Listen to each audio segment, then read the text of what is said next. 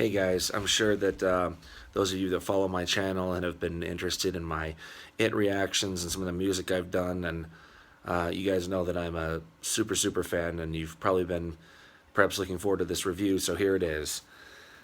I was able to see the 7 o'clock show last night, Thursday, of It, and it's every bit as good as everyone says it is, and maybe even better. This is going to be a spoiler review.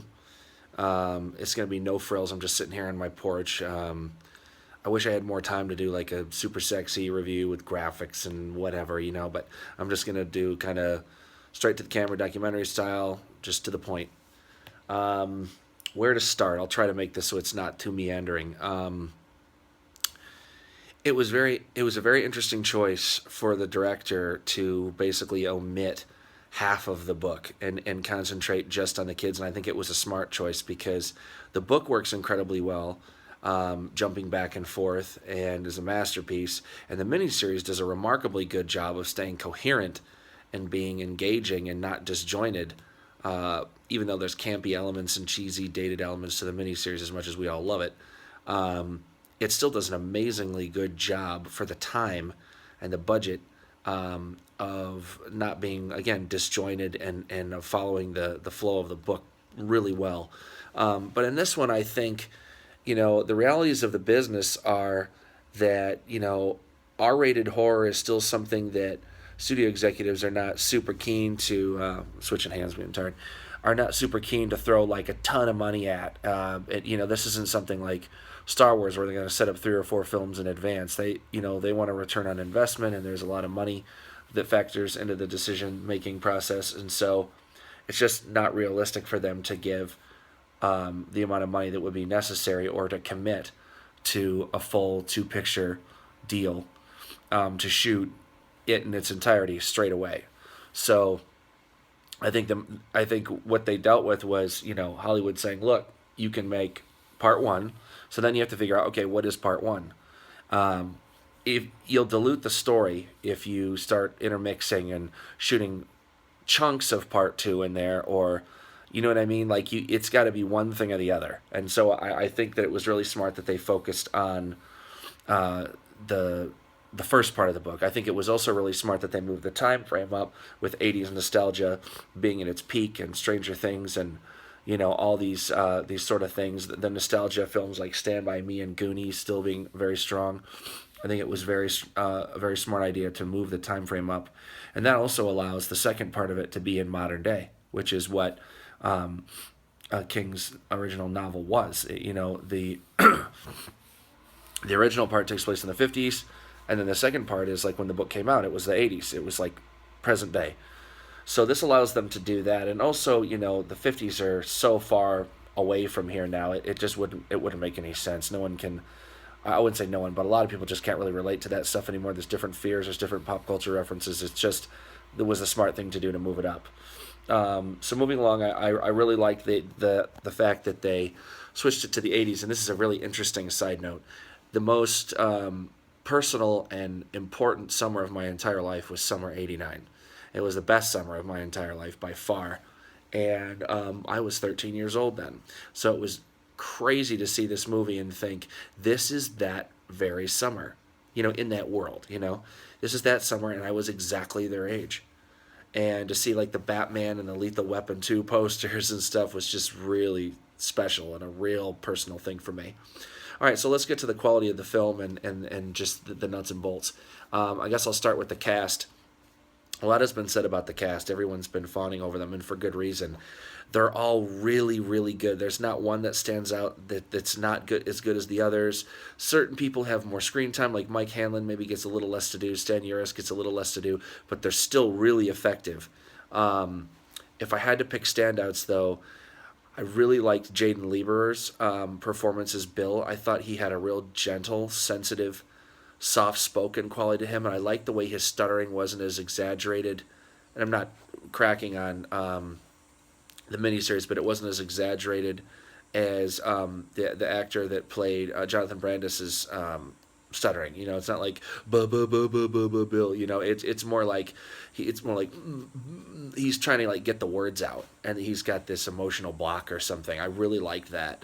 I thought he was great, and later on in the film, when he gets angry at Richie, or when he decides to he gets very determined. And he goes to the house on Nebolt Street. It really means a lot because he's such a sensitive, soft-spoken, sweet kid. So I really liked him, and I think that personality is going to carry over really well into the adult Bill, who is obviously a writer, is going to be a sensitive person because they're an observer of human nature and they're able to tell stories, and you need to be sensitive to do that and artistic and thoughtful. And so I think he was perfect. The girl that Sophia Lillis, I think her name is, that played Bev, was absolutely remarkable. The fact that she was a little older than the other boys created a sort of an obvious, like, they're looking up to her in awe, kind of. She's like the first sense of womanhood they see in a way. She was sweet and smart and vulnerable and really just something. Obviously, a lot has been said about Finn Wolfhard, and he is really totally different than he is in Stranger Things. He's very funny. They give him a lot to do, a lot to say. All the big jokes, really, most of them come from him, and he does a really great job. But the two standouts to me, my two favorites, were the little boy who played Ben Hanscom. He was so adorable and so sweet and vulnerable and just really, really, really special. I think he brought a ton to that role, and I'm really, really hoping that Chris Pratt plays him, the older version of him, because I think Pratt has that sweetness and he has the strength. You know, not only is he's a big man and he's got the emotional range, but you would believe that this sensitive person and this kind, good man that Chris Pratt is known to be in real life could come from this little boy. I thought he was great. And then Jack Grazer, I think is his name, that played Eddie, was the standout for me. He's extremely funny. He's emotional. He's vulnerable. It's a real tour de force performance for him. He was unbelievable. All right, so let's get to Bill Skarsgård. I wouldn't say nervous, but it was a kind of a what the fuck moment when Skarsgård was cast. I was excited about Will Poulter when it happened. I thought that he was going to be pretty good, and I was kind of accepting that and set on that. And I didn't know how. I was like, Skarsgård, really? I hadn't seen any of his work, but man, his Pennywise is absolutely a fucking elemental tour de force. He is helped with some special effects, but still, he is absolutely terrifying. Just terrifying. Extremely intense. He does some incredible things with his physicality and the way he moves and the way he walks and the way he just kind of jitters. And the stuff he does with his voice, I loved it. I think that the quality that he captured the most of Pennywise, that I think is the most, for me, the most key element, is that Pennywise shouldn't feel like an evil clown or like in the sense of like it being a person or something. It should feel like a force that's mimicking traits that we know in people. It should feel like a sort of a primal evil force of like chaos that it's sort of puppeteering itself through something physical. It's hard to really articulate exactly, but when I watched him, he felt like a force. He felt like an entity. He captured what Pennywise is perfectly. You know, there's so much to say about that. I'll get back to that in a second. I thought the pacing was phenomenal.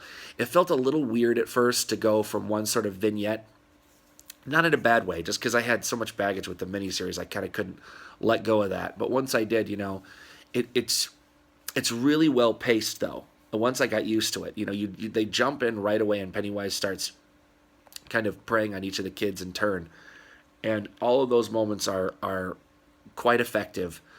Mike Hanlon's was, I think, the most scary for me. That and Stan Uris's, but they're all really well done, and again, the pacing is so well done. It's a long film, but you feel like It doesn't drag ever. I never felt like even once like, okay, this is good, but it's getting a little long.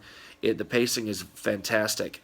And on top of that, you really get your money's worth. Like for me, I love the Pennywise monster transformations. I want to see the rows of the huge teeth. I want to see the yellow red monstery eyes and all that cool stuff. And boy, do you get your money's worth. There are so many juicy monster moments with Pennywise that are outstanding. But before I get to that and wrap up the review, I'll say a couple other things. Cinematography was incredible. The sense of dread that permeates this film is really, really intense.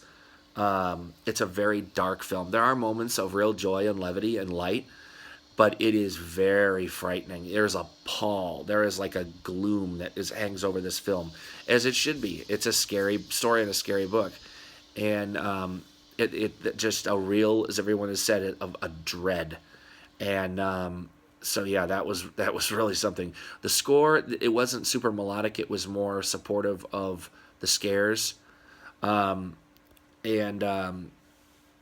it was fine. Like again, it's not like thematic. It's not John Williams, but it was fine. The direction was very well done. Muschietti did a couple things which I thought were so ballsy and so clever and just brilliant. Like I absolutely was stunned at how clever the New Kids on the Block poster scene was. For those of you who have seen the movie, you know what I'm talking about. And the rock fight where they played Anthrax was so fucking badass. And the scene where one of Henry Bauer's minions says, "Fuck you, bitch," like they slow his voice down, and she clocks him with that rock set to that music. It was a total fuck yeah moment. So great. Felt like a director who really had a vision and knew how to create moments. So to wrap it up, let's get to the Pennywise stuff that I was talking about. The scene with Georgie was less violent than I thought. I guess I'd worked my imagination up to think it was just going to be buckets of blood everywhere and like unwatchable. And it was scary and to the point, and it worked well. The two parts of that scene that really, really worked incredibly well and scared the shit out of me and were very upsetting were when Georgie is crawling away from the manhole, and he's actually really far away from it, and Pennywise's hand comes out in an overhead shot out of the sewer, and it stretches unnaturally, and it seems unnaturally large. It's really, really disorienting and creepy. And then when Georgie gets pulled back in the sewer calling for Bill, oh man, it hurt my heart, dude. It was really hard to watch. That's another thing, really quick, before I wrap this up and get to the juicy Pennywise bits. It was very emotional. It moved me to tears several times. Just really amazing in that regard. But yeah, the Pennywise stuff. This is a spoiler review, but I'm not going to give everything away. I'll just say my two favorite parts. The projector scene. Someone had said online, they're like, if you think you know what's in the projector scene, you haven't seen shit, because it's holy fucking shit, fucking bananas. And I thought, yeah, it's just going to be very intense. And, they kick the projector down, you see that shot, that smeared lens sort of shot at Pennywise where he's looking down like this. I was like, okay, that's scary. When Pennywise's fucking head, like King Kong sized, comes out of the fucking wall, the whole audience basically hit the fucking ceiling. I almost shit my pants. And when he crawls out of there and he's like giant and playing with size and illusion, that was one of the raddest things I've ever seen. He looked absolutely fucking just Fright Night gorgeous with the giant mouth full of fangs, and it was terrifying and sudden and unexpected, and I love that.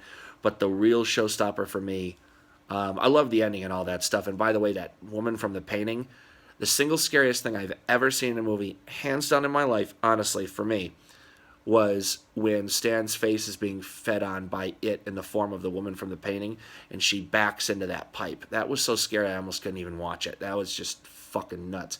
But my favorite part was the house on Neibolt Street scene when Pennywise comes out of the refrigerator at Eddie Kasbrack, and he twists around 2 or 3 times, maybe more, and you think you figured out when his body is correct, and it just keeps spinning, and you realize one of his head's backwards or his arm is out of joint or something.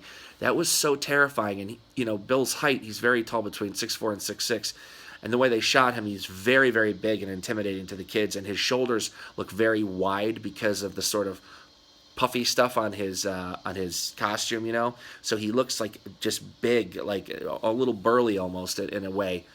And when he walks across the floor and he confronts Eddie, and he's in his face talking about taste the delicious fear, that was so insanely intense and scary.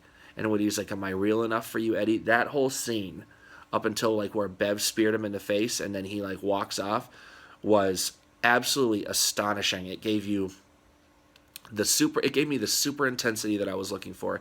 It gave me the great different permutations of Pennywise's monstrous appearance, and it was absolutely disturbing and scary as fuck.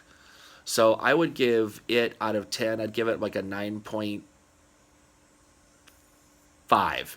There's little quibbles in there, but it's very, very, very good. One of my favorite, if not my favorite horror film, probably of all time, up there with like, I don't know. I have different horror tastes than most people. I would say like Fright Night is probably my favorite, but definitely tied for first place or in the top 3. So definitely worth the wait. Superb film, just so great. Great dialogue, great performances, great pacing, great direction, great scares, iconic Pennywise. I mean, iconic tour de fucking force Pennywise. And man, I hope to God that Machete comes back. The word around the campfire is that's definitely going to be the case. They've already signed a deal for Gary Dauberman to write the screenplay for part 2, and who wrote the screenplay for this, which I thought was very good. And I just can't wait to see part 2, man, and really, see the ritual of Chud and the spider and all that stuff. I think it's going to be phenomenal. One last thing, a couple of Easter eggs you guys I'm sure noticed. Everyone's noticed the sort of turtle-esque thing that's like covered in a tarp on the street. I liked that. But what's really neat is when Georgie, right before Georgie and Pennywise, or Pennywise is puppeteering Georgie in the basement, and when Bill sees Georgie, he's playing with a Lego turtle, which I thought was really cool. So it's kind of a long review, guys. We're clocking in about 17 minutes. Thanks for sticking with me. Sorry if the camera's shaking a little bit. I'm just trying to kind of go off the top of my head. And go see this movie. This is going to be you can watch an old video of mine, and I predicted a $100 million opening for this. Now, right now, it's early Friday, so we don't know what it's going to open, but I'm predicting it's going to be $100 million or over. I really do. I think this is going to be a phenomenon. I think it's going to be a water cooler movie. Like, everyone will have to see this. It'll be, have you seen it? Everyone will be talking about it. Can you get through it? Is it too scary? It's a real roller coaster ride. It's a funhouse ride, and it's an event. And that word gets thrown around a lot, but this is definitely an event film, and this will go down fondly in horror history for people. So thanks for watching. Have a great weekend. Go see it, and remember, you'll float too, Billy boy.